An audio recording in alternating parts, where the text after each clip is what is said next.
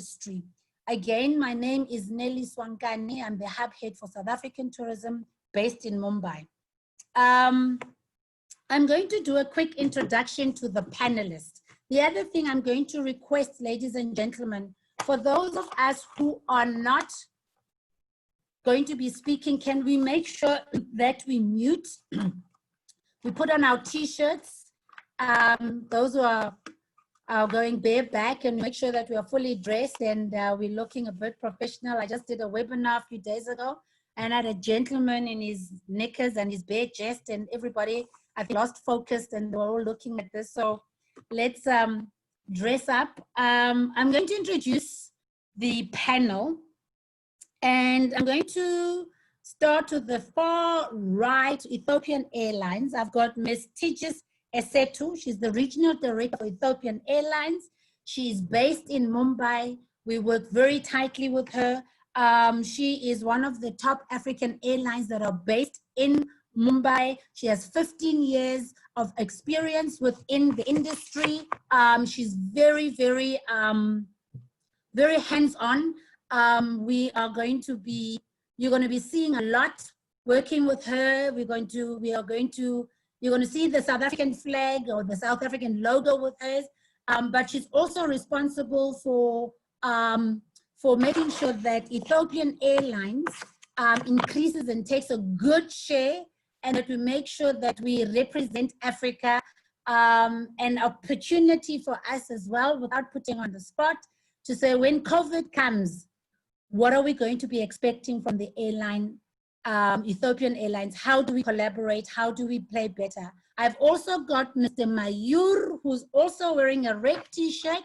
His name is Mr. Mayur Oberoi. He is the Senior VP, for those of us who don't know what VP is, Senior Vice President of Yatra.com, top online agency, which is what we call ATA, leading online travel agency, search engine. Currently manages the domestic and the outbound business vertical at Yatra, works closely with various partners, some of them on board here, with tourism boards and visitation destination. He has over 20 years. Think about it, I was just walking into the wood space. 20 years of experience in the travel space. He is an ardent lover of Birkenstock shoes, and he defends them. So if you're wanting to give him business, or you want business, if you bring boxes and you declare it, this is the guy to talk to. Then I've got Mr. J Prakesh from J Tondak. He's the Vice President of Global and Global Head at Thrive Global Solutions. Now you're going to ask where, why, how, and for the what. Mr. J, I met him in South Africa. I was doing a corporate hosting just at the beginning of COVID, when things were not looking good in Asia, Mansoor. And I had invited about 9 companies. This is the lad that took COVID on and decided, you know what? I'm coming to South Africa. Very influential in the corporate industry. His company works towards transforming financial and operational performance to enable organizations. Why him? This is the gentleman that's going to tell us what do corporates want. It's going to come from the horse's mouth. It's not about what we think. This is the gentleman that tells us, he's going to tell us why he chose South Africa, what he found about South Africa, what is it that we need? Are we fit enough as a destination to make sure that we can include and invite more? I've also got Ms. Kamal Gill on the top far right from I'm looking at, founder and director of Optimize Events. She has been instrumental and incredible in elevating brand South Africa in the MICE industry. Hence, they're sitting with 4,000 packs because she's been able to get our name, our destination into the market. She works very closely with corporates. She actually infuses life into destinations and brings corporate and destinations close together. She was incredible in assisting us to host a think tank of corporate clients for our minister. Over 100 clients, corporates came, and they told us what it is they want, what is it that we need to do. Thank you, Kamal, for joining us on that one. I then have on the list, I've got Ms. Ruchika. Is she there? Ruchika is Senior Vice President of Weber Shandwick. Weber Shandwick is our PR agency, one of the renowned agencies in the world, and she's one of India's leading business management communication consultants. I'm going to declare she is our PR and comm agency. One thing they do is keep me in line. They tweak what I say, and when I say it, they are the life I breathe when it comes to communication. She's got 18 years experience, consumer business in Mumbai. Key skills is formulating communication strategies, meet clients' business objectives, and very grounded, very grounded. She's going to be giving us an overview.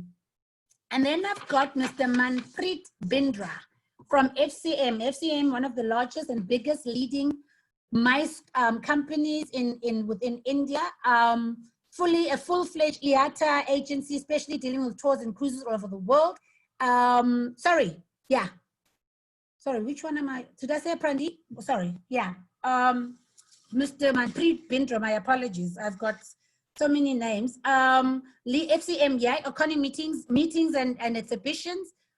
Brand guru, I'm going to say this again, brand guru. We've just been fortunate to get from him an inquiry for something completely different from his organization. He's also got 20 years experience, particularly in the MICE industry. He's responsible for the overall strategies in the delivery of MICE. And then my last guest is Mr. Prandeep Sabu. Are you there, sir? Where is he? There he is. He's our special guest, ladies and gentlemen. Before he talks, when he's going to talk, the reason why he's our special guest, I don't even know if I should announce it. He is from a very reputable tour operator company called Guidance Tours. Guideline Travels. He's the chairman and managing partner. One of the reasons I brought him in, he is one of the few in the industry that I know that has survived COVID. He has had 8 of his family members or 6 of his family members infected with the virus, including his 80-year-old mother. And he's going to tell us, what does it take? What has changed? What is it he would do differently being in the business of tourism? And if he was a traveler, what do we expect if he had to do this all over again and he was in South Africa? And what has it changed in him? And what are the takeouts that we can take out as people who know of people, but this is close to home in our industry? Ladies and gentlemen, I think I've done all the introductions, I don't believe. And then I've got Team India. In our midst, we have Mr. Leon Pfeiffer. If you would raise your hand, he is the chairman of Saki. Not that I'm taking anybody away. Chairman of Saki Swane. We have marketing GM from SAA, Notando. We have Mr. Matome from AXA. And the reason I'm mentioning is because we might have to dip into some of your insights, just to, if the panelist asks anything that pertains to health and hygiene, where are we at with aviation domestic, where are we with aviation? Without further ado, I thought what I would do, South Africa, I know that we are in a very dark cloud, in a dark space. The cloud hasn't lifted. The sun might be out, but the cloud hasn't lifted. And I know that some of us are just holding on to the skin of our teeth. And I know some of us do not know where the next plate of food is going to come from, or where else are we, where to from now. But I think there are a few things that I'd like to just give a snippet of where we've been in South Africa in the last year. And it's a quick presentation. It's not a lot. And then I'm going to hand over to our moderator, who I will introduce afterwards. And it's a very short slide. It goes into, oh, no, sorry. Oh, yeah. Wrong slide. Stop sharing. Forgive me. Share screen. This is what happens. Oh, bear with me, ladies and gentlemen. There we go. Net. Right, let's go up. Okay, it's a quick snippet of our wins in the last year, South Africa, just to say where are we. So the topic is why India matters to South Africa. Very simple. January last year to December, we missed our targets by a menial number. We had 95,000 arrivals, 621, which was 22.3% up. Target was just a little bit over 100,000. January saw a fantastic momentum for us, 7,452, 8% year on year. February saw 6,985, 6% year on year. And boom, COVID happened, minus 62%. I think that is a standard across all countries. What did we do? So, what did it do since we closed? We then found out we are no budgets, no marketing, pulled all the marketing campaigns that we had started to show. We took a zero investment approach. We made sure that we had we contributed to over 144 conversations. Somebody might say, what is that? That means that we made sure that we created and narrated stories to the value of 144 stories. 144 stories was told within the media, that is within digital as well as in print media. And there were high impact stories. We made sure that we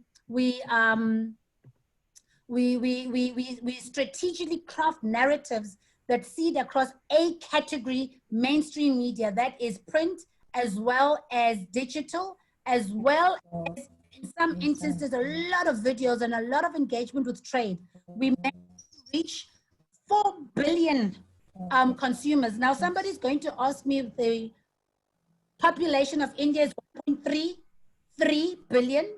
So what you got to do, one print ad reaches 3 people, digital, from a digital viewership as well. We need to realize that this is from a website reach and the number of people. What was the value of this?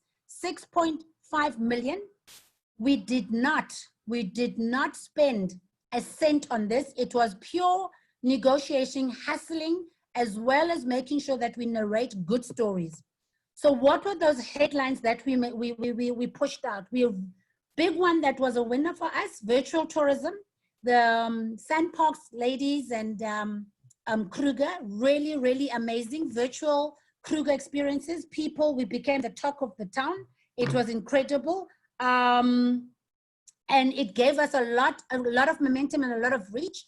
One of the big questions and topics that were very big in South Africa, in India, there was a yearning for industry assurance. A lot of people were saying, what are your health and safety protocols? This one was really driving because countries were churning out information. What we've got to also understand is that it took us as South Africa a bit of a while because we needed to consult with all of the people that are here and all the associations. Then the second one that also made a big noise for us, which was also in terms of people wanting to know from India trade, was what is the travel playing fields going to look like in the future? What are the future travel plans? What is it South Africa going to look like? What are we going to offer? Are we going to be playing in the same playing fields that we used to play? What is going to change for us? And this is where we brought in the provincial engagement, future travel aspirations. What are we looking for? Who's our segment? Who are we going to talk to? Then we just brought in an element, making sure that we also softened the engagement where we brought in quizzes. We were very fortunate to be given an opportunity by Amazon as well and Profile South Africa and its offering in celebrating Nelson Mandela. Then people are going to ask us, what did we do with trade? What did we do with trade? These are some of the people that we've played with, and absolutely because of the page we could go on. We went in big time with webinars. It became very critical and important for us to pause as a country, relook at what it is that we offer, re-image, refilter, re-engage with trade, reach out to them not only for training, picking up the phone and asking you, how are you? What can we do for you? What is it that you need from us? And this gave us an opportunity, facilitated an opportunity for us to train over 4,000 agents. We also had, and I've put in some of the provincial tourism boards here, we had an opportunity, which is very, very seldom, where some of the tourism boards were able to meet one-on-one with some of the tourism boards and pitch their provincial offering. Because now more than ever, we are going to need to collaborate with the provincial tourism boards in cities. Budgets are thin. Okay, gone are the days where one comes in and one comes out. Collaboration is the big word, collaboration. And I think it also lent an opportunity or provide an opportunity for new products to meet the players within India. One critical thing that came out was, what is it we're going to move to? What is it do we have to offer besides our anchor product, which everybody knows? And this is we're going to see more of this. And we had another fantastic opportunity where we were given over 150 tour operators to meet new products directly. And every single one of these companies that we've set here and more that are not here, the one thing that was very clear, ladies and gentlemen, was how are we going to play differently post-COVID? With that, ladies and gentlemen, I'm going to give you what we call ikhalo. I think it's an idiom. We say, indlovu ayisindwa ngumboko wayo. If you look on your right-hand side, that elephant trunk, that elephant never complains about the burden or the heaviness of that trunk. So should it be in the tourism. And I know it sounds easy, but I know we will get through this and we'll be a better citizen. We'll be a better industry. We'll be smarter, humbler, and we'll be a wiser. With that, ladies and gentlemen, I would like to take this opportunity to thank you and give you the opportunity to say, I could not have done this without the 112 people sitting here. Every one of you, every time you come to a roadshow, every time you come to an exhibition, and every time you pick up the phone, and every time you dial up to an Indian tour operator and to my market, it is your success, it is not our success. We are just the conduit. With that, by a donkey, I am humbled, and to the Indian tour operators and my panelists, I say thank you very, very much. And without further ado, I'd like to introduce, I don't want to call him the man of my life because it might just not sit well, but his name is Mr. Rowan Kanchan. He's a biker. He is the managing director who oversees strategy and advisory at Weber. He is my straight line. He gives me no leeway to hustle when it comes to messaging. He has consulted and managed large multinational sectors. I don't want to say this, but someone might say, but he's been behind the success of some of our biggest competitors in India without mentioning any names. He is fantastic in financial communication, strategic planning, brand communication. He is a member of my team. He is my brother from another mother in India. And the one common thing that we share or shared was food. Sorry, Rowan, I had to say that. Was food, and he got me to start drinking a bit of gin when I was in South Africa. Ladies and gentlemen, Rowan is going to be a moderator.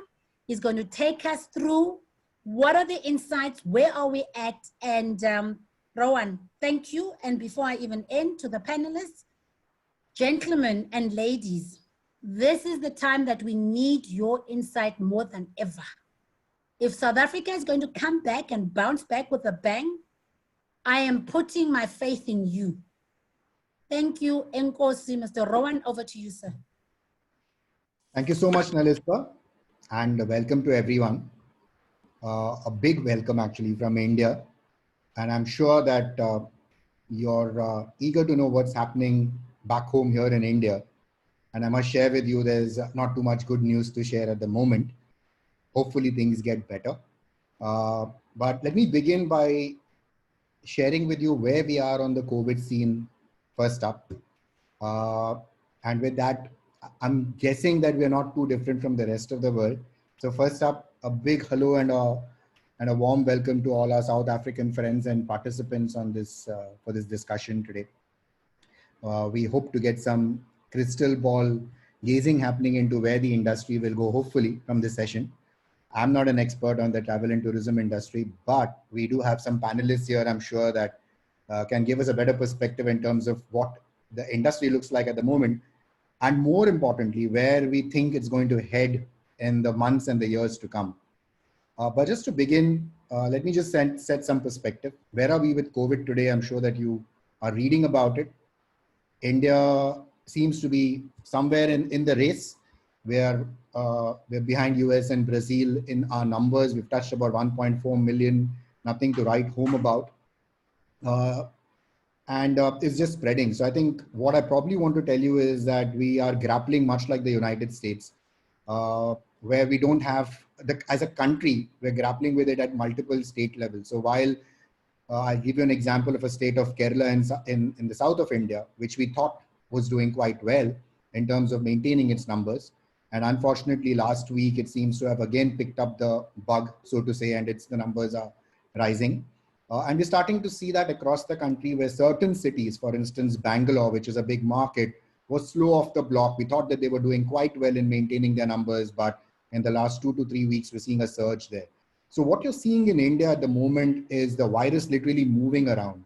And we don't know till what time this is going to continue, whether there's another wave. It's just a surge that's coming across different states. Is there good news? So I think with every bad news, I'll try and see if I can give you some good news.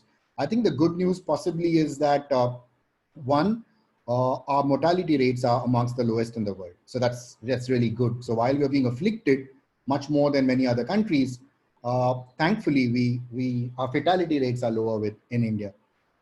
Probably the other good news, and sitting in Bombay, I can say that is yesterday, Bombay recorded lower numbers than ever before in the last. So we've been battling it out in Bombay. It's literally been a war.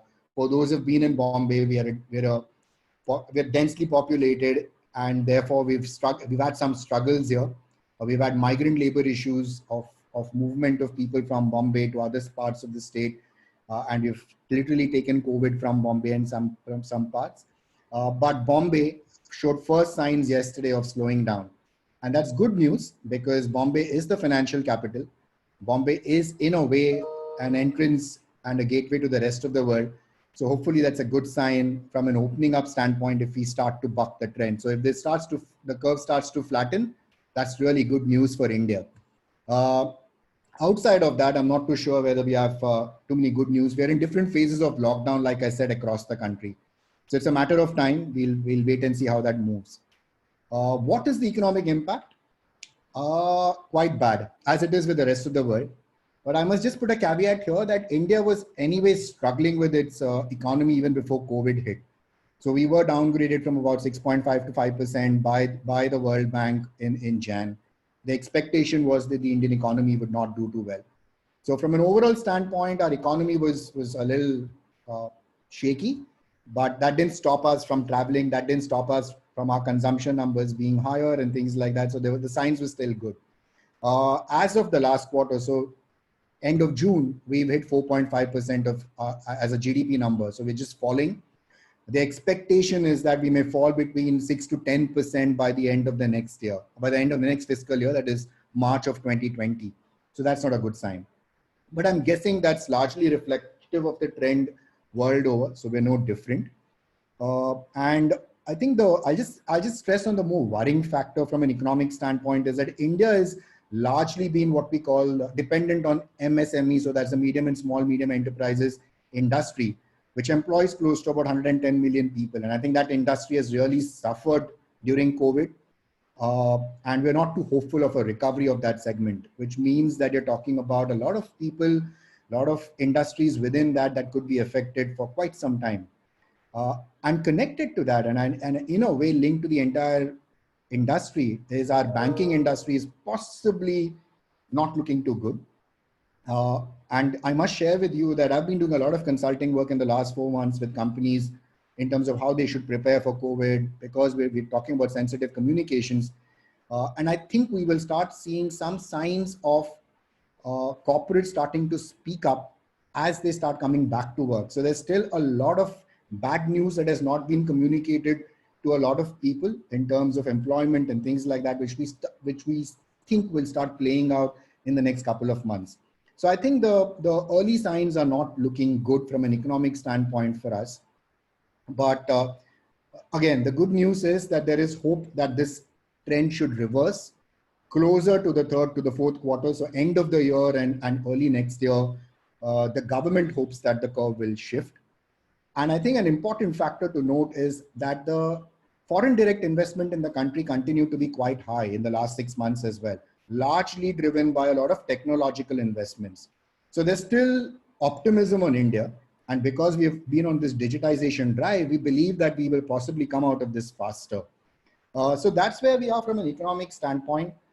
There is a lot of hope. So in India, we say that there is an India, which is all the urban markets, and there is Bharat, which is all of the C&D towns and the rest of the country. We are hopeful, much like 2008, 2009, when India was decoupled from the rest of the world, that our internal consumption will drive our economy back. So there is a lot of hope. So amidst the bad news of where we are at the moment, let me put the caveat that possibly we will grow out faster than the rest of the world if things settle down. So on that optimistic note, I would like to say that things probably look better for us as compared to most other nations. From an aviation standpoint, it's been a standstill. I think the one sign of everything being down is the fact that despite capacities being down to 30%, we still had load factors only around 55% for the aviation industry, which pretty much opened up somewhere towards the end of May only. Though the government has started the Vande Bharat repatriation flights with various countries to get Indians back, we haven't seen too much of international travel, though there are some early signs of bilateral conversations with a few countries to get that going. And that should be interesting. But I think what's going to spur aviation is literally how different states open up. So India is, I always say this when I train my clients, that India is like 29 countries because we have 29 states. And we'll have to see how that plays out. So as each state opens up and comes out of the lockdown, travel between and domestic travel will in many ways determine the mood and the sentiment of how aviation and travel will look like. Having said that, what does all of this mean and what are we gathering from sentiments from consumers? I think our biggest advantage, if I may call it that, and possibly what will revive. So even if you read any global study, it will tell you that the millennials is what's going to drive the travel tourism industry back. And a very fundamental reason for that is from an age bracket, they're less susceptible to the virus. Therefore, their ability to take risk of travel is far greater as compared to the boomers or the elderly that have the propensity to travel but may not. So therefore, we believe that the Gen Z and the millennials will be the resurrection of the travel tourism industry because they will want to travel. And if you had read the Deloitte study on millennials, they actually listed travel as the topmost thing in their mind to do as of 2019. So that's not changing anytime soon. And all of the recent surveys seem to suggest that they are eager to travel, will travel. In fact, 65% of those surveyed actually said that they wish to travel in 2020. Now that's huge, right? And why is that an advantage to India? We have the largest millennial population in the world and growing. And what's interesting, I think, from an economic standpoint, as well as from a travel tourism standpoint, I guess, is the fact that this segment of travel of the Gen Z and the millennials are expected to contribute the highest growth in capital income in the next 5 years. So the millennials will see a 10% growth in their spend, and the Gen Z will actually see 50%. And the boomers and the rest are expected to slow down their spending. So which means this segment is extremely hot. And if this segment is going to be the one that is going to resurrect, I think it's time for all of us, from whether it's travel tourism, hospitality, consumer, wherever you sit, it's interesting to sit and map where are they and what are they consuming.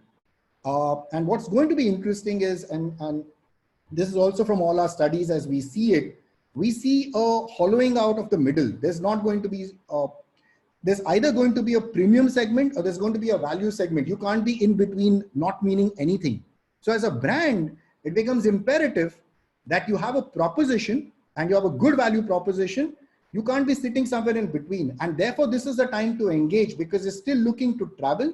They're still looking to engage, and the brand therefore will have to do a lot more. And I'm sure that there are a lot of insights that our panelists will have, and I'll leave it to them to talk about it in terms of what those trends look like in India and what are the insights that they're getting. But it's just like Marriott has said from a global standpoint that we will travel again. That's been something that they positioned. And I think it'll be interesting. It's not about we will travel again. how soon are we going to travel again, right? So what's going to drive that travel? What's going to drive that inertia to get up and book? What's also interesting is this segment said that they're willing to book within the next 30 days at a time like that. And I'm talking of a survey which is 1 month old. So this is just waiting for the lockdown for in their respective countries to be over. Now, some of our panelists may say that, look, probably India may have a different view. Personally, I have a view, but I'm going to leave it to the panelists to hear what they have to say. And on that note, I possibly want to just end my little bit of what the insights look like. Happy to take any other questions that you might have. I genuinely believe that the consumer insights are interesting. I think this will be a time for collaboration across the value chain. I think it's going to be critical to see what is it that's package, that the overall package that everyone brings to the table to the consumer, because he's going to be price sensitive, value conscious, and he's going to look for that customization from any brand, right? In that case, therefore, how is it that you are going to position the destination? What's going to be the requirement or the call of the day? And possibly, therefore, there are a few questions that I have in mind in terms of where does this go to our panelists? And chief among them is when do they see the Indian consumer buck the trend? Where's that inflection point coming?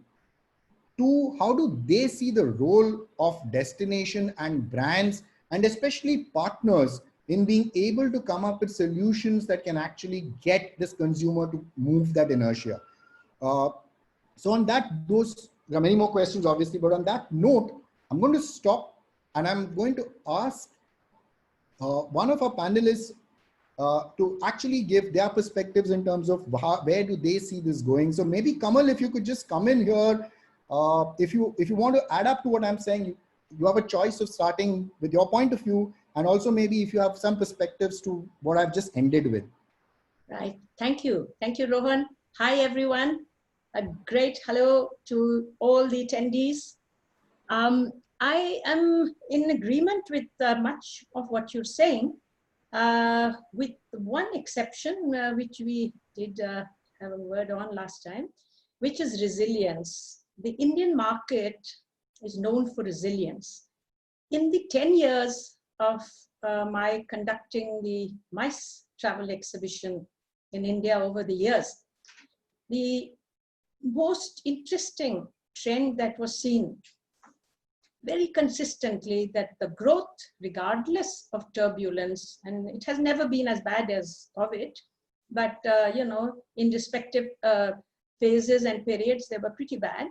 The growth continued, with the break in between, and it would start again, 5% growth at every international destination would record it. We used to do the India outbound MICE report consistently for 10 years. And coming from there again, a similar kind of resilience was there. In terms of the millennials, Rohan, millennials in India are a very strong market segment. And so too the millionaires on the other side, the well-to-do. Yes, they're booking already. They have taken their chartered flights. They are in Goa. They are wherever they would like to go. And the movement is already there. I feel also that we are underestimating the middle class, all right? Because, they are family oriented. They have families all locked up inside their houses.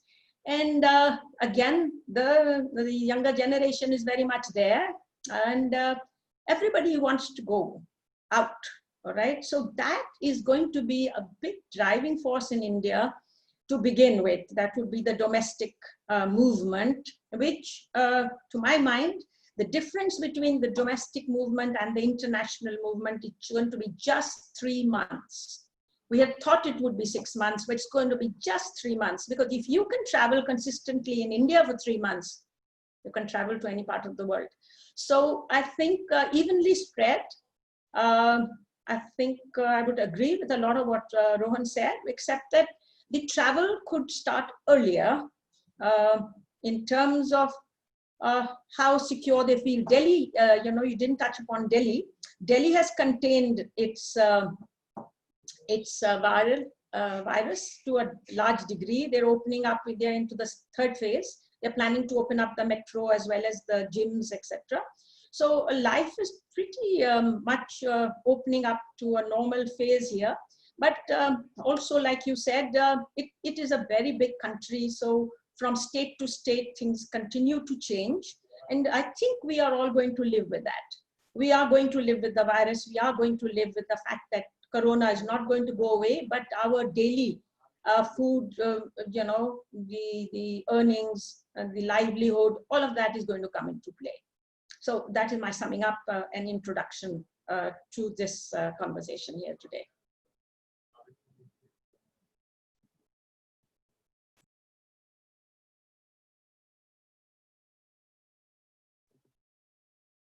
Rowan, you need to unmute yourself.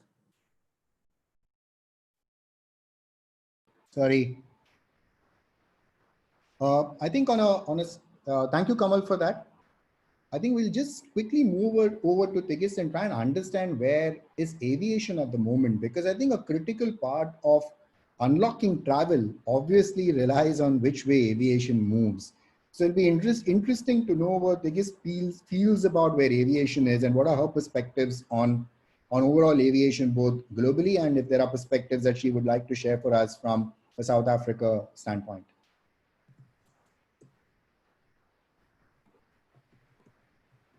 Yes, are you there? Is she on mute? Can't see her. Well, let me get hold of her. Yes, she is. Tigist? Yes, okay, yeah. Sorry. Okay, thank you very much for giving this chance, and I'm happy to see the tourism families. As it's already mentioned, and at the very beginning, Ethiopian Airlines is the biggest network airline in Africa, and it's been serving the Indian market the past 54 years, since 1966. We are currently operating passenger flights from Mumbai, Delhi, and Bangalore. We are planning to start a new operation out of Madras, but unfortunately due to this COVID issue, that plan was interrupted, and as soon as the normal passenger schedule is resumed, we'll plan again to start our operation out of Chennai. We have also freighter operations from Mumbai, Delhi, Bangalore, Hyderabad, Chennai, and Ahmedabad.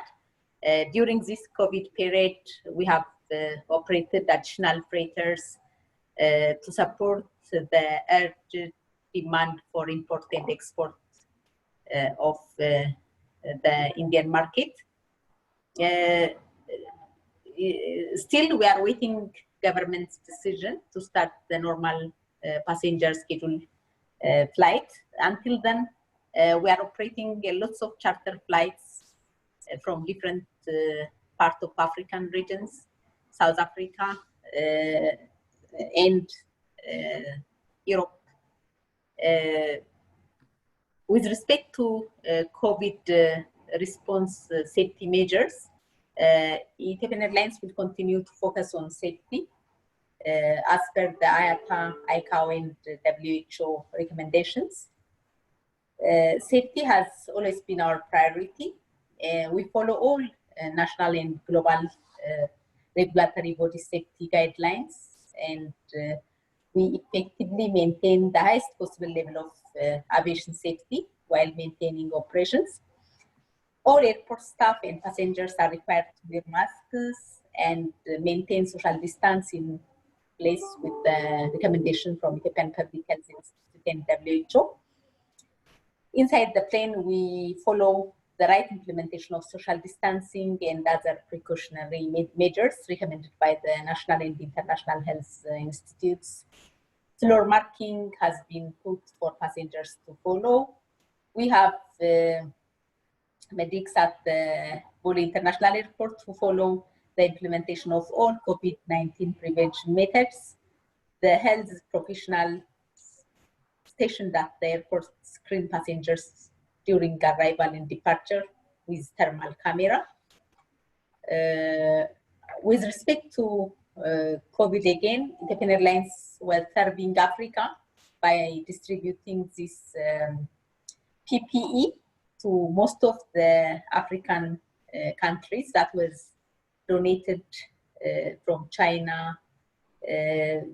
Moreover, WHO and World Food Program has chosen Addis Ababa as a humanitarian hub for which medical supply should be distributed, and we are handling that as well.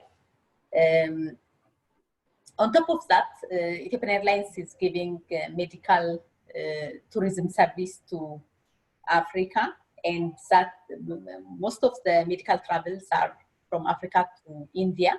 So we are having, we have appointed already the only merit medical tourism company, so that we are working hard with them, and we are having contracts with 20 leading hospitals in India.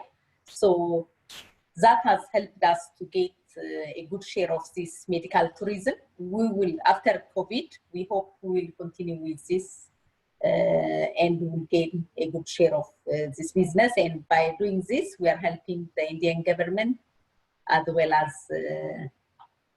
our market share and revenue.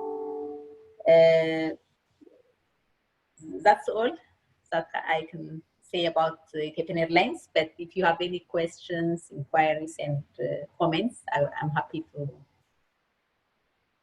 So Tejas, thank you so much. I will come back to you, and I'm sure there'll be queries from the panelists as well as the participants. So we'll wait to hear from everyone, and then I'll come back. I have a couple of questions for you. Okay. So, Okay. But thank you so much for that. Jay, would you like to give us a bit of perspective of how you see the entire market play out? Yeah, thanks, Rohan, and hello, everyone. My name is Jay, and I am working as a vice president for a company which is running hospitals in US, United States, and I take care of the global procurement and travel for this company. So we do a lot of MICE and a lot of such events across worldwide. There is no doubt that this pandemic situation has brought a very, very huge negative impact on the industry, be it tourism, hotel, or my sector.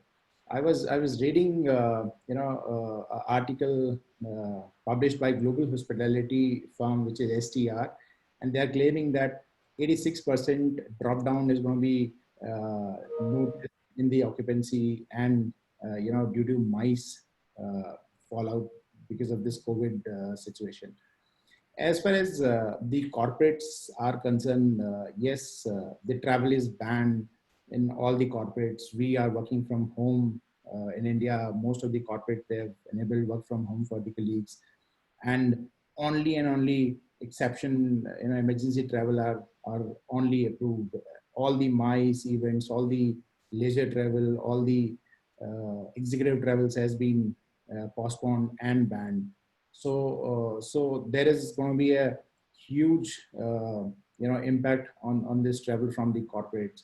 Corporates are eagerly waiting to see when this controls and the controls specifically by the government are being lifted, and then we can start planning our leisure as well as business tours.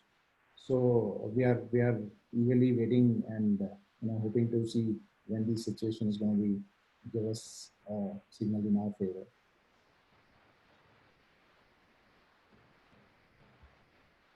Thank you so much, Jay. I was saying thanks so much, Jay. Mayur, any opening thoughts?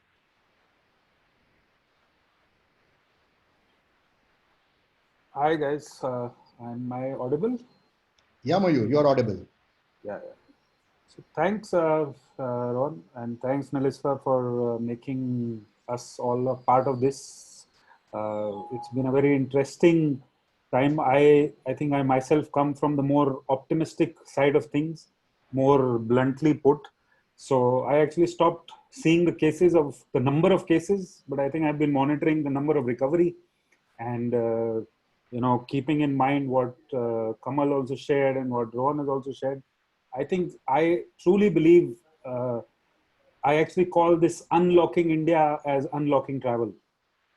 And good friend and a professional colleague, Pradeep, I think I've known him for 20 years, and thankfully he's, gone through COVID and he's recovered well.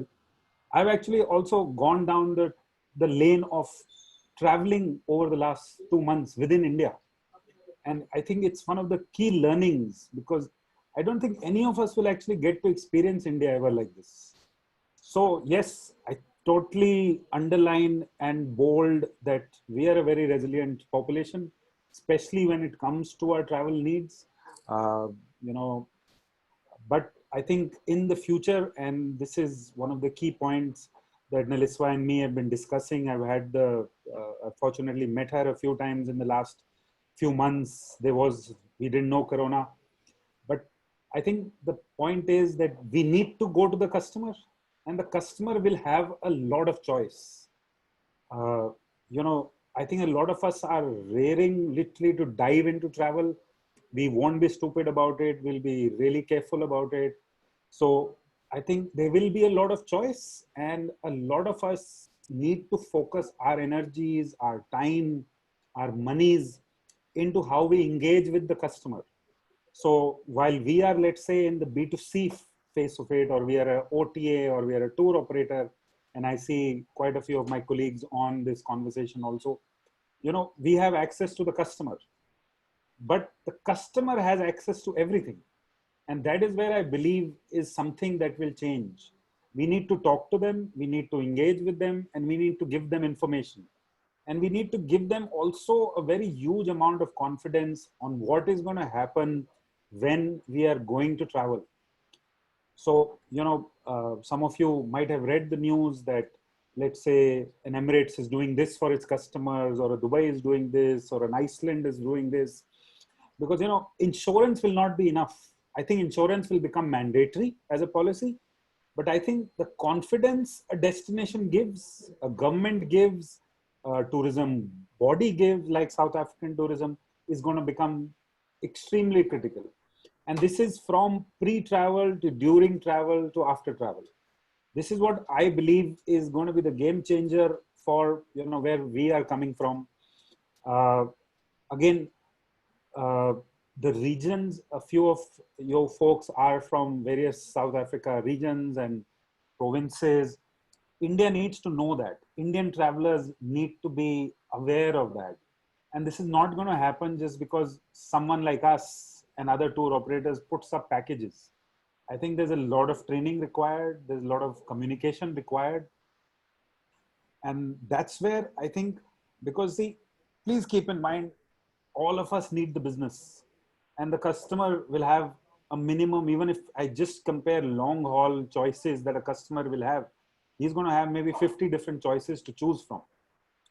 So we better put our best foot forward when it comes to South Africa. And I don't mean the same old itineraries, nor do I point out that those were bad or good.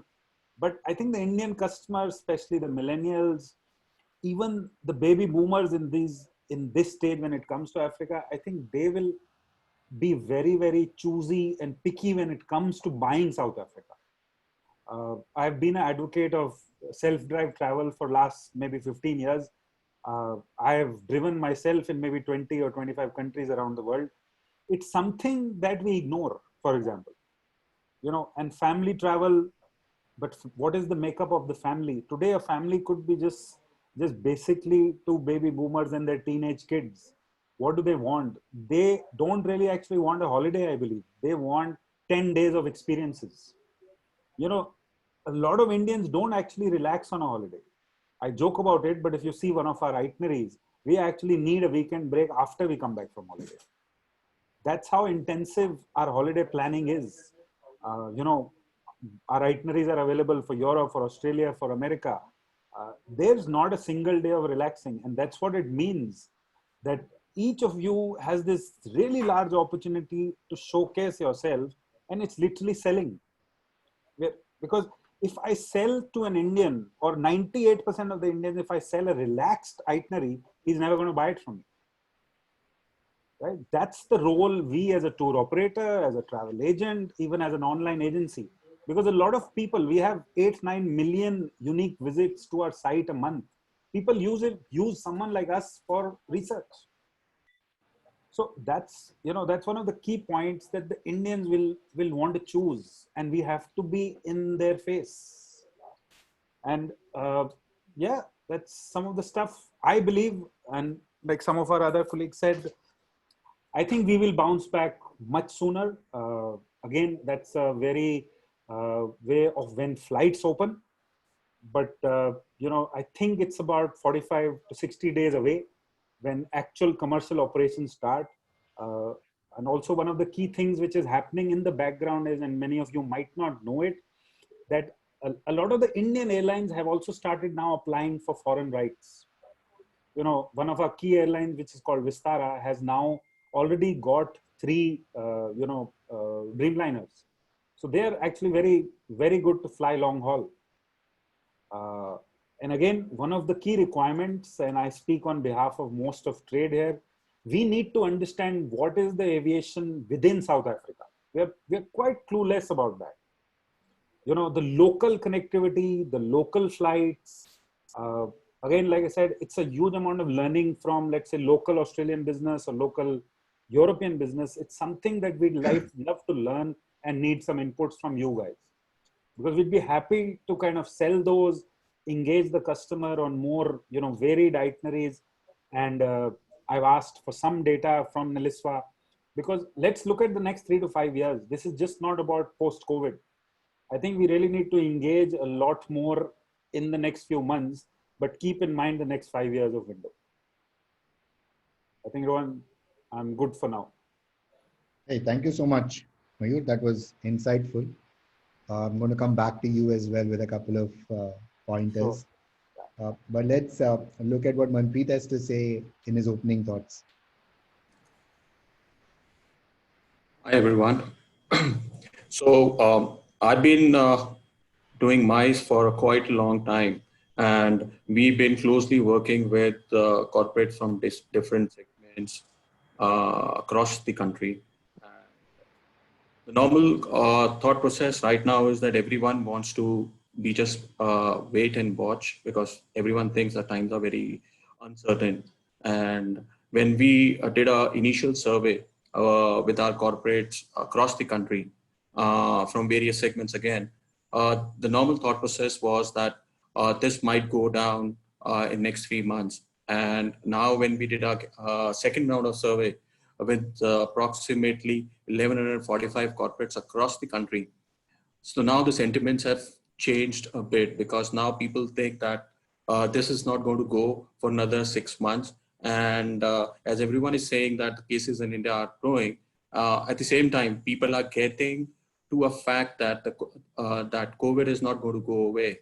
And we have to learn to live with it now and start. And maybe lockdown was not the right strategy, because it has damaged economies very badly. And now things are opening up in a phased manner for sure.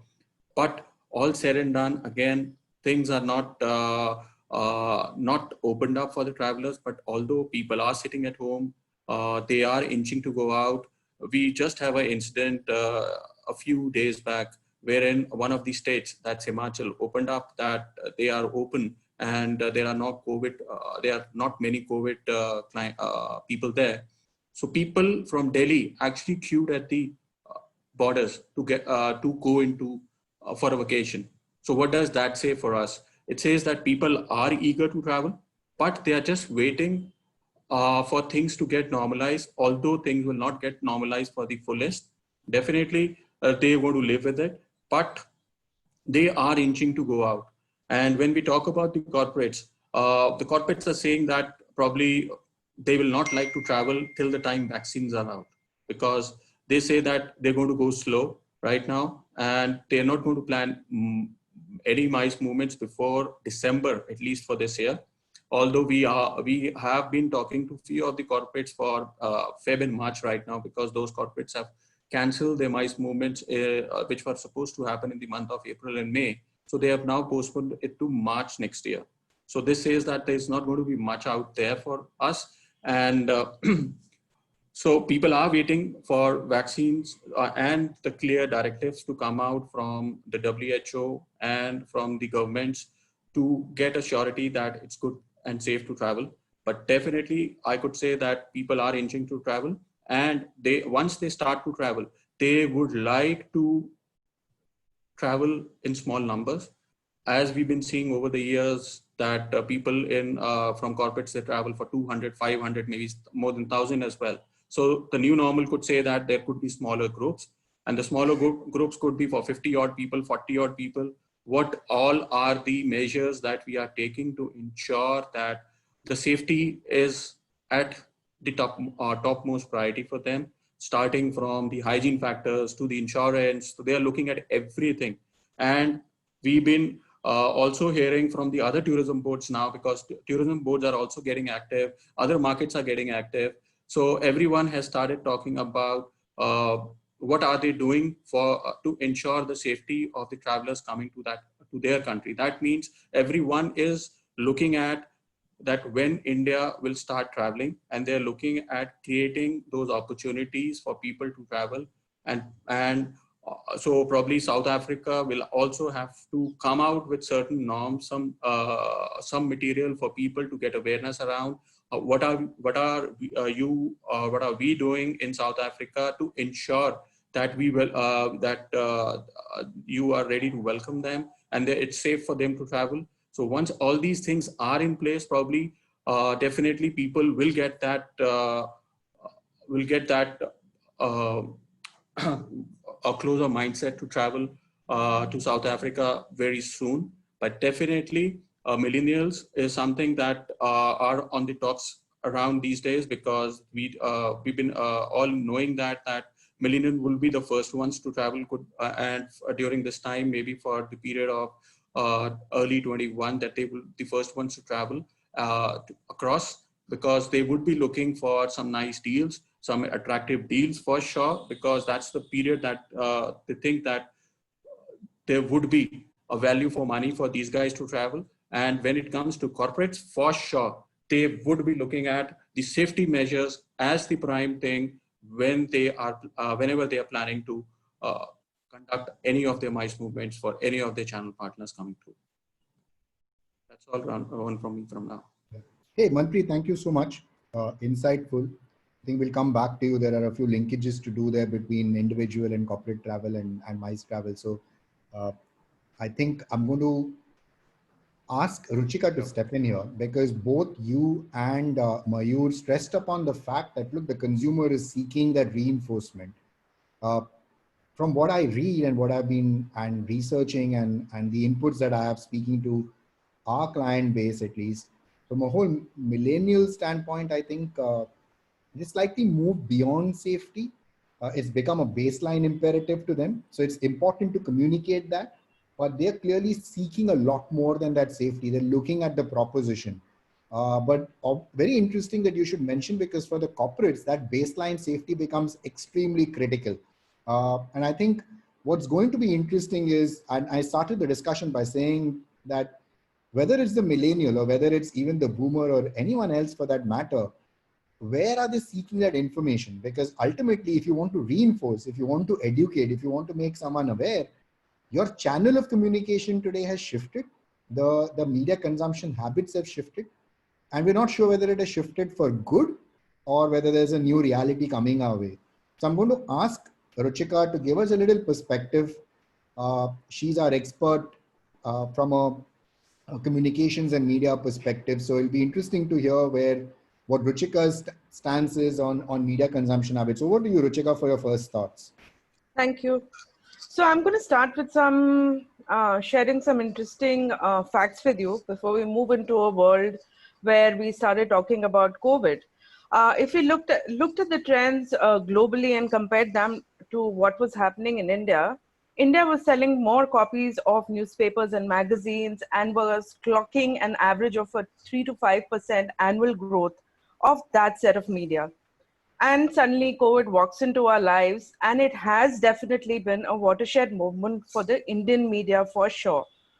Who could have imagined that a market like ours would have had months of no print runs of magazines and mainlines? We are also aware of the fact that media outlets have had to close down. There have been job losses and restructuring of team, plus pay cuts have become a reality for them. We've seen this and much more happen over the course of the last 4 months. Interestingly, it's a trend that we would have imagined possibly restricted to national media, but we see that reflecting in regional media across print, broadcast, and online. Like you also mentioned, Rohan, earlier on, consumer sentiment has definitely changed. And as per many industry reports, different markets will be on their own respective paths to recovery. And as comms strategists, our role will have to be to not only to change and evolve as the new normal gets shaped, because we all are attempting to decode that. While we've been discussing about Gen Z and millennials, I also feel that the consumption patterns have given us two cues and maybe two reasons why this rapid change has happened. It's clearly brought out two sets of media audiences. One were the quick adopters, or possibly the fence sitters, as we call them, for whom possibly it was a forced shift during the period of the lockdown. They had no print options, but they had to rely more and more on online mediums. We know digitization as a concept is not anything which is new to India. We know that the government has been pushing it, and there has been enough private support in terms of bandwidth, etc., increasing. But if you look at the rapid pace of adoption over the last 4 months, the time spent on different kind of mediums, it in itself, I would say, is a case study of its own. If I take you back to the early days of the lockdown, we remember that newspapers were giving out free e-copies of their edition. It was just a sampling exercise, but it was interesting because more and more people were getting out of the habit of touch and feel of a newspaper or a magazine and getting on learning to consume it online. The second set is the seeker, and primarily that's where we'll see a lot of millennials sitting in, because for them, time utilization and exploration came in. They had more time at hand. They were spending more time on the internet, which led to a lot of searches on hygiene, safety, sustainable tourism. If you look back at search engine trends, you'll see a lot of those trends reflecting in the kind of information that they are looking for, and consequently, the kind of media that they are consuming. I think just to close this discussion, I feel with the new normal taking shape, it becomes increasingly important for us to not only contextualize, but also localize your in market and your micro strategy, because the manner in which the consumer sentiment is going to move, once the airways open up and we are up to traveling again, there is going to be a plethora of choices. Media is going to be inundated with choices on who to write about, who to cover. So collaboration then will also come and play a very, very important role. Hey, thank you so much, Ruchika, for that, for your insights on media. I'm just going to go back. We'll try and link some of the conversations here. I'm just going to go back. Mayur, you've been traveling, like you mentioned, through this COVID time. You've had some experiences of travel within the country. What do you believe are going to be the inflection points? I remember we had a discussion last week on this, but I just want to understand from you, what do you believe are going to be the inflection points that you see for the traveler? Look, you are also in many ways a repository of information, because there are, like you mentioned, your million unique visitors that log in. They're all seeking information. What are some of the trends that you're seeing, and what does that correlate to for, let's say, our South African counterparts back home who are watching India? What does it mean to them? What do you foresee?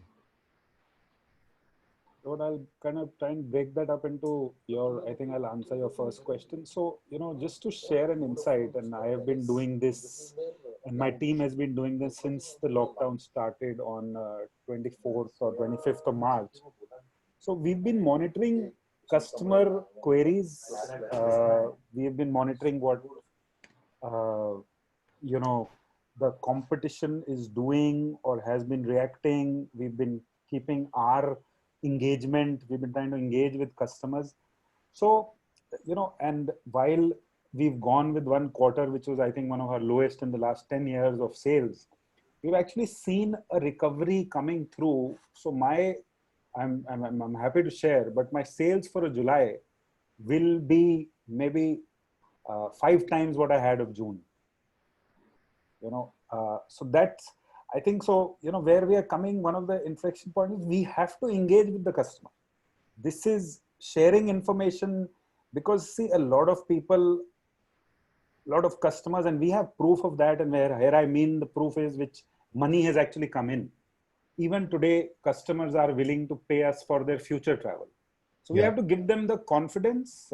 And, while some of us call it security, safety, what's going to happen in the post-COVID area. But I think the conversation and the confidence that we give them back is one of the inflection points. A lot of us, and let's ignore, let's say us, because we are all from travel, we are raring to travel, we are wanting to go. There is a certain amount of confusion. And again, that points to the fact that the more clear communication governments, state bodies, airlines, resorts, hospitality, hotels can give to customers, because hotels are open. The Indian pre-COVID, just to share a stat with everyone, we used to consume about 450 to 500,000 seats a day. That number is ranging only between 60 to 75,000 a day. So, we are at about 15% of consumption right now. And like, Manpreet was sharing that pretty much everything around travel for corporates is right now literally at a zero. But I think we are ready to jump on. We'll be very thinking of our safety, security. And again, I think we've been monitoring that a lot of tour operators, small, big, large, have chosen this time to actually not respond to customers. And I have proof of that, because I've been monitoring on a weekly basis, while we have gone the other way around. And this is not a versus comparison, but it's just that I believe the more we communicate, and I think this is what, borrowing from what Ruchika was saying, I think our communication with the customers should not die. And in that manner, I am a customer to South Africa. You guys have to communicate with us as a tour operator. You want to call us trade, you want to call us industry, whatever. But I think that communication should not die. I think Neliswa was asking me this blunt question last week. But, we've been reaching out to each other in the world, just checking on how things are. Unfortunately, I have not heard from anyone in South Africa. And it's not the right thing. I have not heard a hi, a hello, checking, while I might know not everybody, I have a big team. We've been in this industry. I personally have been around here 20 years. But I think except for a few messages exchanged between me and Neliswa, we've not had any communication at all. So this has to change for sure. So it brings me to a point that I ended my opening with, Mayur, which is, and I see this and I'd like to hear from you. I think it calls for closer collaboration going forward. And I think that's something that I can clearly see you sending that message out, that we need that collaboration, we need that engagement to happen. And I think that's something that we're expecting, that collaboration will become critical. And for a reason, actually, and this is something that I'd like to throw open to both you and Jay, since I'm continuing the conversation with you.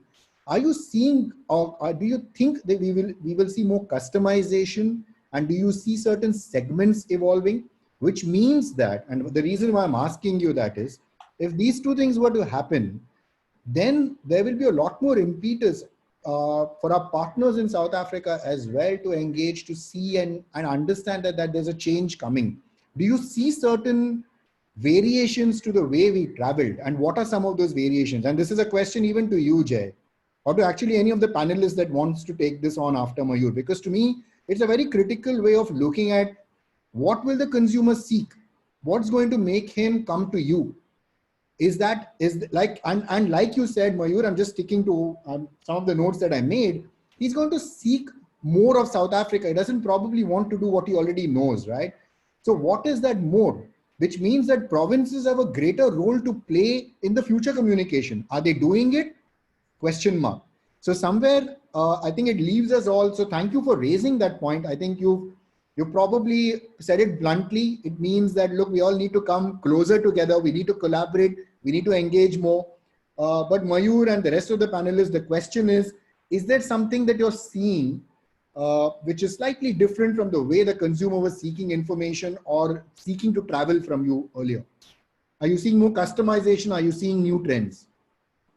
Okay, on the customization, right? Yes. See, we want to call it customization, for example. But you know what happens is that, and I'll actually take a very relevant example. Over the last 5 years, we've been also part of the forefront where India has grown quite a lot. And this is, I mean, Indians traveling to Scandinavia, right? So what used to happen, let's say from maybe 2015, there was interest from Scandinavian suppliers, DMCs, partners, so on and so forth. But, you know, one of the key issues became is that 100 of us sent them queries one day, and they said we did not have people to answer those queries. So, and you know, at some point of time, they saw very low conversion on those 100 queries. So they said, you know, Indians just send queries. But, you know, please check the number that now goes from India to Scandinavia countries.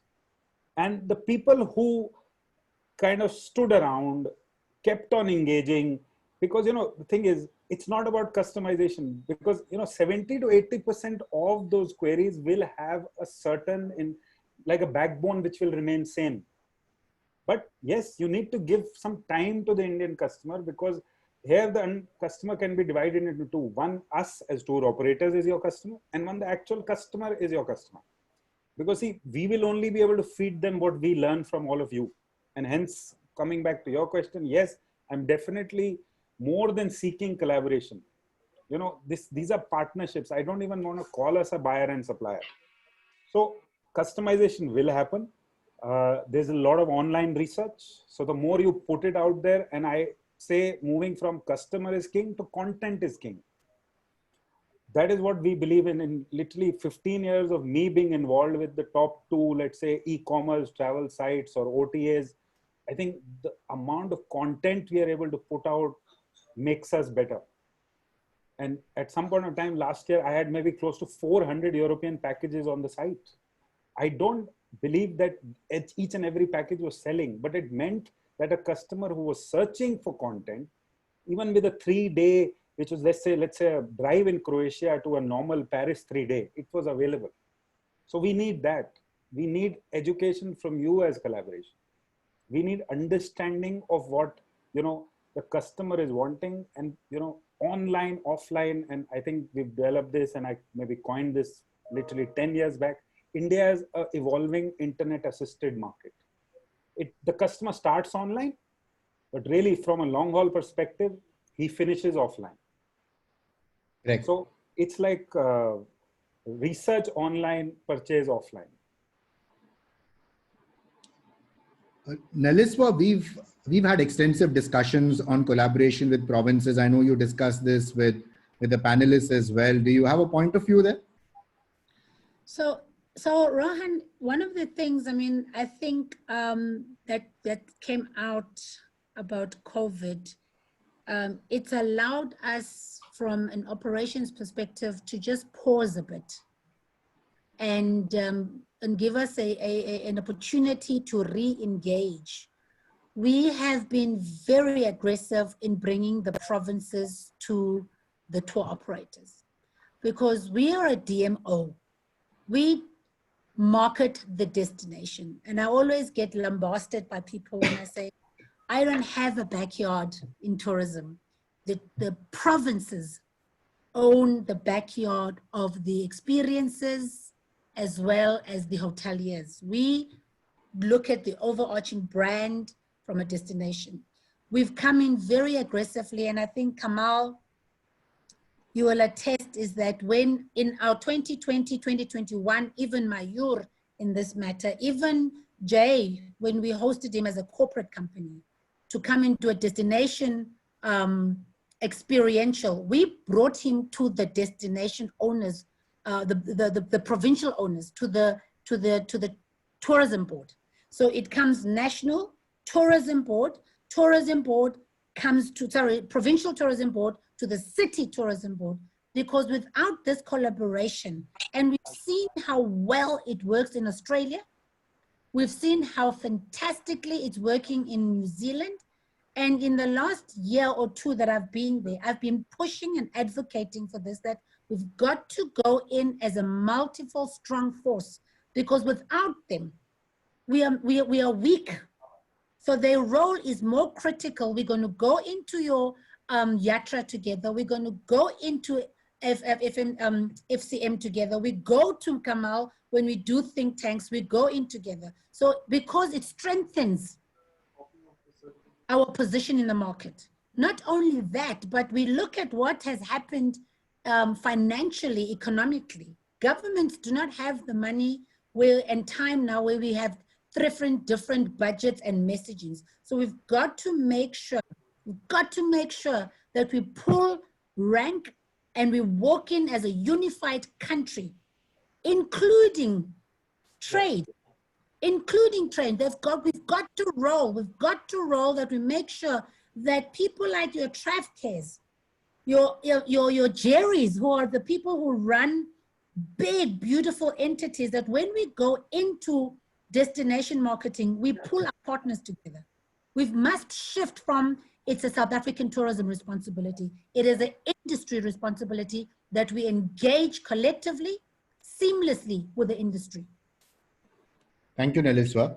I'm going to ask the panelists to jump on here and probably discuss and actually ask questions to each other as well. But Manpreet made a point, and Kamal touched upon it at the beginning. I think it's important to understand also, since we've been speaking the consumer, where is the corporate shift coming? I think it's good for our South African counterparts to know what does that look like, because Manpreet mentioned that his second survey, in a way, I'm not sure whether that pessimism is the right word, but from his second survey, it seems to suggest that, look, 2020 looks difficult, but from whatever I've been reading up and catching with different colleagues in the corporate sector, it's just a delay. It's not a stoppage. That's my sense.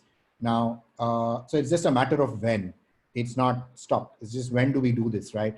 So there is some change. There are some changes there from a corporate standpoint. So Kamal, Manpreet, I'd like to know from you, what is the sense you're getting and what's going to be required? What's the new, I mean, the new normal is an abused word, I'm sorry. But literally from a MICE standpoint, from a corporate standpoint, Jai, please do interject as well. Where do you see this coming? So I'm not going to interfere. I'll let the three of you kind of take that on. Okay, can I go first? Yeah, please. Okay. A couple of things. I wanted to share very much a survey that had come out just yesterday. And it was very, very interesting, right? It was talking about something very new. They did a survey on sentiment, travel sentiment in 17 countries, on how comfortable is a person to travel internationally and how well prepared are they about the country, what do they feel about the country which they would like to visit. And with a score of 76, India and Thailand tied for top place. So it tells you that the India market, even today as we speak, all right, we seem to be very much a yes to travel sentiment, all right? And this is an international black box research that was just released yesterday, and said that the Asians were the most confident to travel. India, Thailand, China, Indonesia, and Singapore. Okay, And the interesting thing also was that in terms of the other side of the spectrum, Japan, Philippines, Hong Kong, they were cautious in their outbound sentiments. Yeah, so I thought, this bears a little bit on, what we were talking about in terms of the India sentiment in terms of travel. Corporate, as far as I know, and then we've been doing a lot of think tanks and a lot of interactions with the corporates in this 3 to 4 month period in between. Yes, till December, I don't see much travel happening. People were talking November, and now it's shifted, a little closer to December, saying that unless a vaccine comes in, okay, so their protocols are pretty tight, and protocols may or may not permit.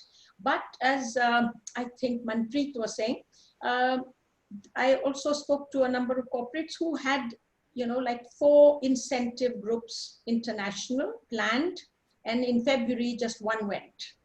Okay, so the 3 remainder are not going to be changed to vouchers or to, gift vouchers, etc. They are going to be travel, and they are going to be moving it again. February is what I was told.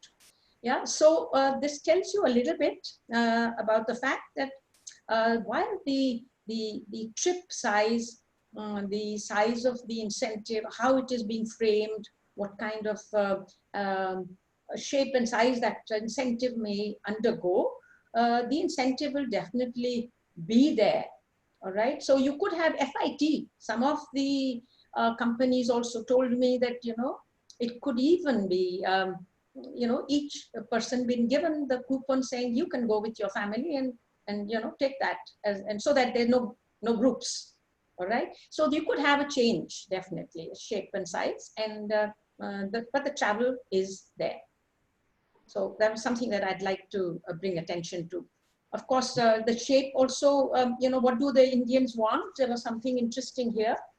Future travel, what did they want? They wanted e-boarding passes, touchless lavatories, contactless journeys from airports to hotels, no middle seats in transportation, digital health passports, some of the wish list that the Indians had mentioned. That's interesting. Manpreet, do you want to add up on the corporate side of business? I agree to a certain extent. A lot of things what Kamal said, because we've been also experiencing right now that few of the corporates, they have been trying to postpone the incentive movements in the first quarter of next year. Then there are a lot of conversations happening around the travel vouchers, although those will be FIT travelers, but they will be from the corporate segment. And those conversations are going at a decent pace right now. So we are also expecting that the FIT travel from will emerge from the incentive segment in the near future. And definitely, along with that, a few of the corporates have also shared with us and that post-December, maybe in the first quarter of next year, there will be short-haul destinations. Those will be the first preferences that Kamal had also shared, and the group sizes to start with can be around 40, 50 people, and with all the norms in place. Having said that, I personally also feel that incentive has been very, very important and the integral part of the supply chain for the corporates. And this is going to stay, but the size and the way it moves, that will change, but it will stay for there.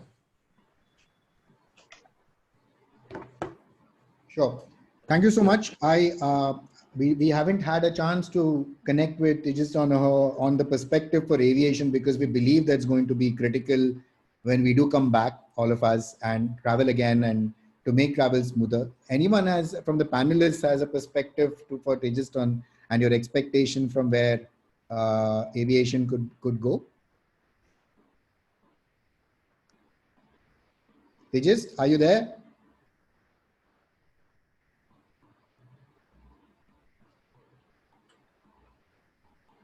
Not sure whether she's dropped off. Okay. So is there any issue, any questions that I? No, one of the things that we're clearly seeing is that what's going to urge someone to book is he's going to look for deals. He's going to look for flexibility. So what's clearly come out is there's no reason to not book. So it's especially the millennials are willing to book. They're willing to book within 30 days of the opening up of the lockdown. What they're looking for is flexibility should, let's say, the lockdown get extended or the country is not open for various reasons. And they're looking for deals, right? So in context of that, do you think Ethiopian is coming up with anything at the moment that addresses some of those needs? Are you looking at what are some of the solutions that you think to propel travel? Yeah, as I have tried to explain at the very beginning, we are waiting government decision. We are ready to start up every time because we are not sure when the government will allow us to start the operation.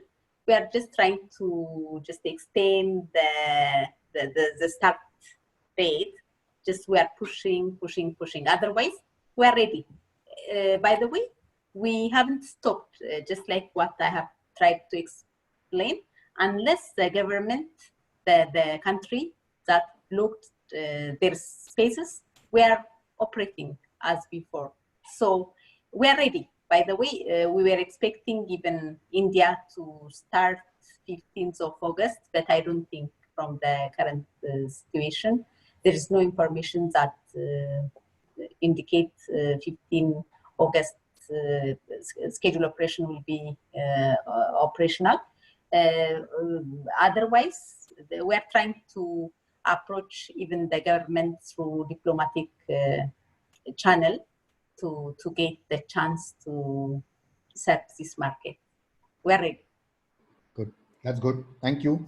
Jay, would you like to sum up what everyone's kind of discussed in terms of your last words before I hand over to Pradeep and ask him to share a few words with us?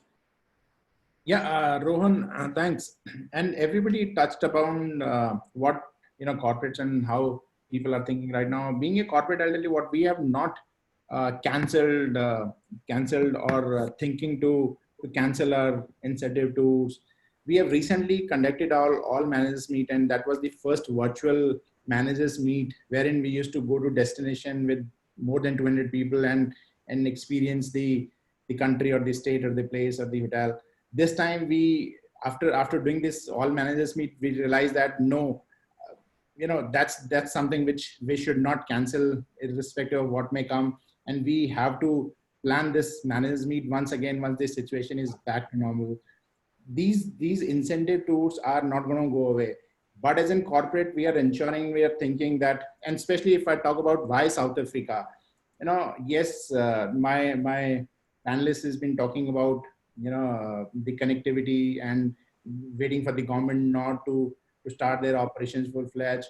But we as in corporate are always and talking and thinking about the safety of our travelers, just not the safety at the airport or probably during the transit, but what about the hotel, what they are offering to the corporates. It's just not the packages, the amount, the expenses we are thinking about. We are also thinking about what additional benefit they are offering to my travelers, and like India, we have already started traveling, and there are a lot of hotel chain and travel agents which are offering great, never heard of such discounts in past has been, and we have been booking those for next year. It's not that we have stopped travel or stopped planning for travel. We are doing that, but why particularly Africa and what value add these, the travelers have been offering. That's what it's going to be play a big role, Rohan. Sure. Thanks so much, Jay. And I thank all the panelists for the views that you've shared so far. Just one request to the participants: if there are queries, you can just don't type in your queries. Just say that you have a query. And in the meantime, I'd like to ask Pradeep to join us and share his thoughts and his perspectives with us. Thank you so much to the panelists for all your insights. We'll throw it open for queries once Pradeep shares his views. So I'd request the others, if you have a query, all the participants, please do just ping there so that we know that you have a query. Pradeep, over to you. Yeah. Hello, good evening, everyone. This is Pradeep.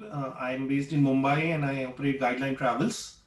So I have a slightly offbeat and a more positive kind of feedback to give to all of you. So in the month of May, 6 of my family members, including my mother, 80 years old, we all got affected by COVID.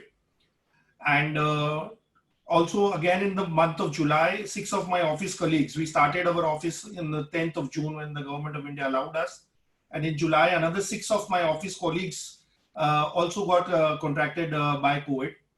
So by my experience of getting through all of this, and now all of us are hale and hearty and back to work. So my overall experience, I would want to share with all you guys. Broadly, what is COVID? COVID is a scarce story, created more of media, more of social media, and probably few vested interests. I've gone past through for many of my friends and relatives also during these 2 months. So COVID is an overhyped fever, which is very, very contagious. This is short and short about COVID. If you really see, the fatality rate is about less than 3% on the overall contraction of COVID, but we are forgetting the asymptomatic people who have also got COVID, and they are not even accounted in the 3%.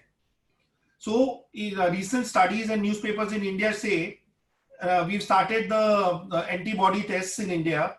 So a large population in India already has the antibody, which means somewhere COVID had affected them during this lockdown period, and they didn't even realize this. So if you really account for the 3%, it would probably come down to 1% if you have to count all the people who've developed the antibodies. So ask me, really, COVID is more of a hyped, contagious fever, and we all are scared about it, simply because it's a doing of the media and the social media that we use on a more rampant base over these years that have come past. What we really need to get out of COVID is we need to act fast. I've seen of so many people who don't really believe that they can get COVID. So COVID is such a simple thing which can come to anybody, everybody, sitting anywhere and not even venturing out of their houses. So little sore throat or body pain or not even fever, anything as basic as a normal flu, and you would know you got COVID if you get tested. So most of the people, we don't believe we'll get COVID. You know, we are born from somewhere else. We don't have COVID. So many people I know, but eventually they are testing COVID. Very, very simple medication, simple isolation. No special arrangement is required if you're a healthy person, even of 80 years old like my mother. Only a few who have the sugar or the heart ailments will really need the special attention of a hospital. Nowadays in cities like Mumbai, 80% of the people are doing home quarantine, and we have 8,000 empty beds lying in Mumbai hospitals and services. So remember, we have 8,000 empty beds. People are not going to the hospitals and the services. They're getting quarantined and medicated at home and getting well in about that 5, 7, 10 days. Positive stories from India yesterday, all over the papers today. Yesterday was the lowest number of COVID figures in Mumbai for the past 77 days. Lowest in 77 days was yesterday. So it's clearly plateauing in Mumbai, in Delhi, and probably people are not even bothered to report because it's become a simple flu for people staying at home and quarantining themselves. I have friends who have not even, they know they have COVID, they don't want to test. They know what they have to do, 10 days stay in isolation, and they get well out of it. Having said that, in my short career of 23 years in the travel trade, I have seen SARS, I have seen 9/11, I have seen tsunami, I have seen the 26/11 Mumbai attacks. Trust me, we will bounce back. Indians are just used to these kind of setbacks, and we will bounce back. I've seen what happened post SARS. I've seen what happened post 9/11. And trust me on this, I'm sure each one of us are waiting for the vaccine to come in. And obviously the day the vaccine comes in, there's going to be a blast of people traveling. People have just postponed their travel, including MICE. Large amount of MICE has got postponed, large amount of personal travel is postponed. So what is the right reason for people to travel currently? For example, we have got lots and lots of inquiries for Dubai, because the way Dubai has hyped themselves as being a very safe and a secure COVID destination. I mean, there is no risk of COVID once you go to Dubai. We have got so many inquiries for people wanting to go to Dubai. So the way they have showcased their readiness to handle COVID and the traveler doesn't get into COVID there, that has given a big boost to the demands and inquiries for Dubai. Even in this current COVID, people are willing to go tomorrow. The only thing that our government is not allowing is yet, but as soon as the government allows, I'm sure lots of people will rush to short-haul destinations. Talking about long-haul destinations, again, like one of our panelists told, they will be looking for deals. Everybody, like for example, Marriott has rolled out a worldwide offer, and I'm sure people are picking up these kind of offers. I recently did a offer on Etihad Airways, so where we bought $100,000 of tickets, where they were giving us 2 years of travel and a 50% bonus on the travel of what we purchased today. So a small agency like us could buy tickets worth $100,000. On those just 1 or 2 days, we used our credit cards and we bought tickets for our customers. So yes, people will be looking for great deals post-COVID, and that is definitely going to boost travel to each destination who can offer that kind of deal. So what I can tell you, all of us are in the same boat. All of us are getting out of the same boat, somewhere sailing ourselves. We cannot drown in 2020, but in 2021, we'll sail the high seas. Talking about high seas, we have some very special deals for European cruises, and we've already started booking for May 2021. People are investing money to travel in May 2021 because they get special deals and they get the flexibility, like one of our panelists just said. So we give them flexibility, we give them special offers, they shall be willing to book for the future. For MICE in India is going to grow than ever before, because people need to increase the consumption. So for example, a fabric manufacturer, he will need to push new sales, which is not going to happen. So he'll come out with more aggressive deals or MICE offers than he ever had. So the postponed stock of MICE travel plus the new promotions that major corporates are going to roll out, 2021 is going to be the MICE year for all Indians. So I am very positive. I don't see anything negative, nothing to get scared on COVID. Meaning I have counseled so many people after I got well, and I rolled out a video which fortunately went viral. And I think 100 over people have personally consulted me, and all of touch would become well, hale and hearty. So all of us have to be very positive, not get scared of COVID. Take our precautions, yes, take our precautions. Don't just explore everything and anything, but yes, not to lose sleep over COVID. And once you get the first symptom, please get isolated and get back to the basic medication that it requires. Let's all see a grand 2021. Thank you very much, South African Tourism, for getting me here. Thank you very much. Rowan, can I try and wrap up? South African, yes, please. We're on lockdown, we don't have alcohol, so concentration is going to start going a bit haywire.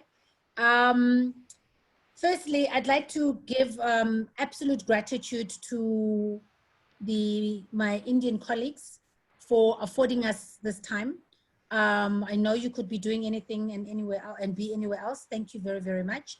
I'm just going to take a couple of the questions. I saw Trevor Hewitt, you've put a question on visa. I have spoken to the DG and the DDG and the Chief Director of the Department of Home Affairs regarding the e-visa. If you remember, the minister was in India and they were trialing the e-visa both in India, China, Nigeria, in fact 3 countries, Nigeria, China and India. And as would happen, COVID happened. And as you would know, e-visa had a financial implication, and we had to halt some of the things that we are doing so that we realign, but it's still a priority. It is still a priority, as is what Mayur said, the air connectivity in terms of a direct flight, because it makes it so much easier. It also saves time. South African Tourism, together with the National Department, are still prioritizing the e-visa. We are just waiting to get to some form of normality in terms of business so that we can engage again. But I know there's continuous conversation between the Department of Home Affairs. In fact, just this week, I spoke to the Chief Director, says, Neliswa, We are still prioritizing it, and we are still going to put it as a top priority. Mayur, connectivity is very important. I'm going to reach out to, we've been speaking to Tejas company, Ethiopian Airlines. Our minister has been trying to get, it's no longer about a brand or a country brand. It's about any airline prepared to come in and do long haul. I am going to reach out to Victoria. It is on our priority list. License is there. It's a matter of getting the interest there. Another question, what that was there, is there any question that I've missed out? Please, you can unmute and put it out there. If somebody wants to ask a question, I am opening one or two, please. I also just want to, we've got AXA here, and I'm not sure if they're still here, if they want to add, but I do know that having listened here, I think for the Indian trade, Mr. Matome, is that it's going to be very important that we have an aviation session so that we give India an insight of what is the South African aviation status looking like. And it's not only domestic, I must highlight this. We are seeing that there are companies that might not come back. I've heard some European brands that are only going to come back in 2021.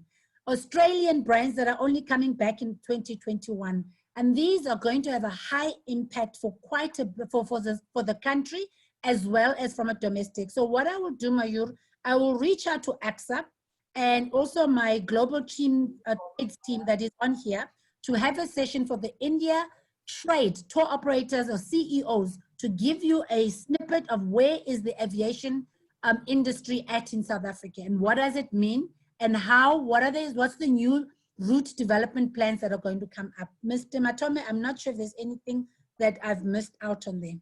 So just to add on that, please just, as part of that session, education for us on internal connectivity within South Africa, or let's say within the, that will really help us.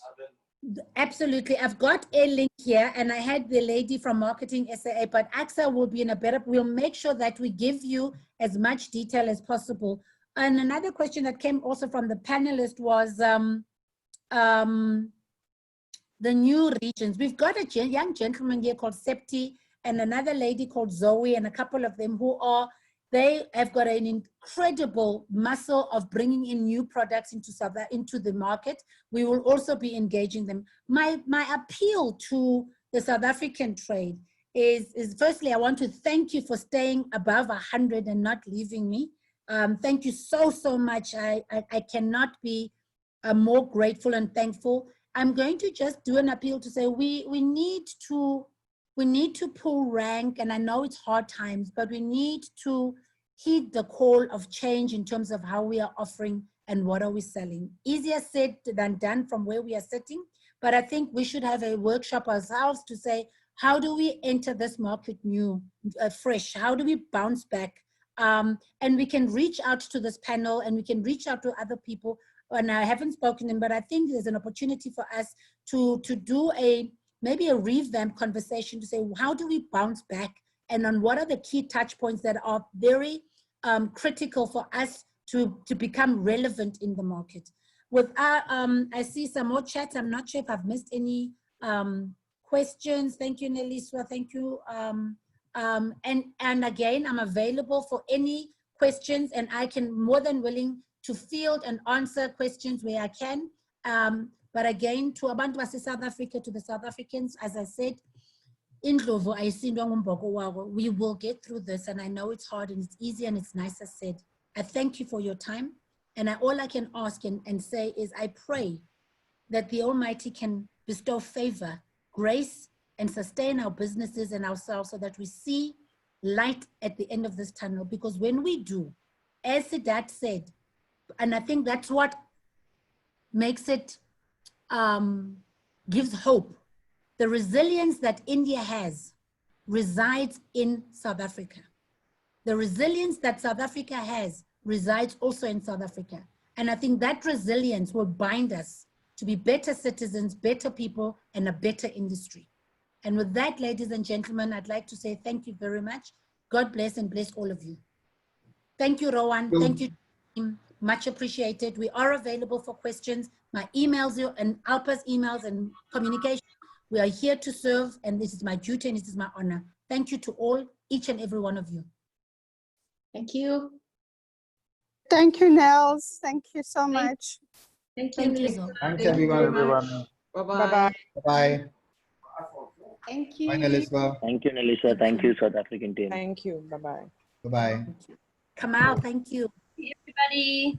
Thank you, Thank you. thank you, teachers. Thank you very much. Pradeep, looking forward to seeing you. Well done, Neliswa. Thank you. Thank Bye, you so thank much, everyone. you. Keep well and stay safe. Thank you, darling. Thank you, Patricia. Thank you for your positivity. Stay blessed. Bye. Thank you, Virendra. Thank you.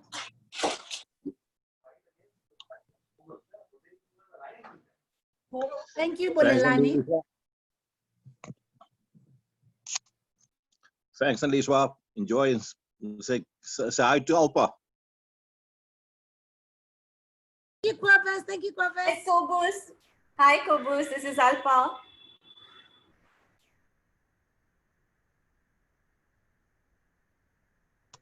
Hi, Alpa. How are you?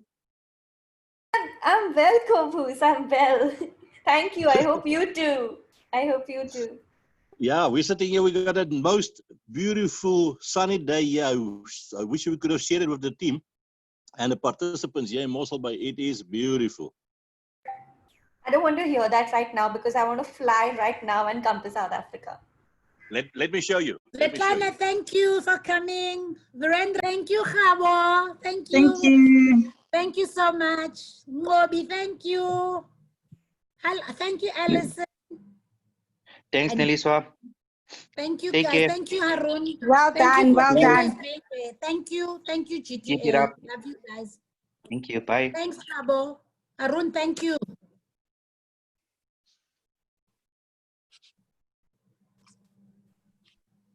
Thanks, Team SAT. Thank you, Team SAT. Thank you. So proud to be associated with you. Thank you. Septi, we need to catch up.